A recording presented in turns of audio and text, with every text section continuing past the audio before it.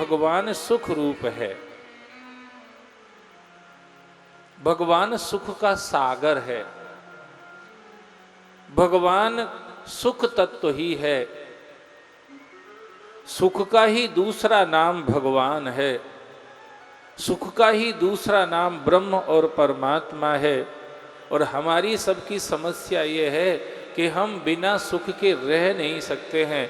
हम सुख की तलाश में लगे ही रहते हैं और तलाशने में ही हमारा पूरा जीवन समाप्त हो जाता है, पर मिलता है नहीं, क्योंकि भगवान ने संसार में सुख रखा ही नहीं।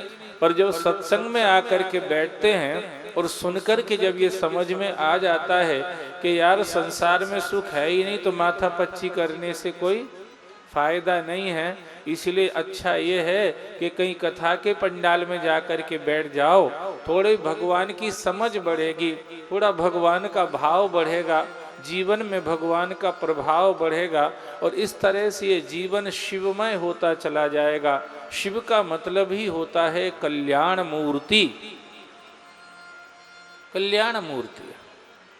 जब जीवन शिवमय हो जाएगा, जब जीवन शिव से जुड़ जाएगा, जब जीव शिव रूप हो जाएगा, तो जैसे शिव सदा आनंद में रहते हैं, नमामि शमीशान निर्वाण रूपम, वो सदा अपने दिव्य रूप में रहते हैं, मुक्त स्वरूप में रहते हैं, आनंदमय स्वरूप में रहते हैं, चिन्मय दिव्य स्वरूप में रहते हैं। ऐसे ही सत्संग करने वाला जीव धीरे धीरे ये माया की कैंचली को छोड़ करके मुक्त हो जाता है, शिव रूप हो जाता है। शिवोहम शिवोहम, ऐसा भाव, ऐसा विचार, ऐसी समझ उसके अंदर आ जाती है।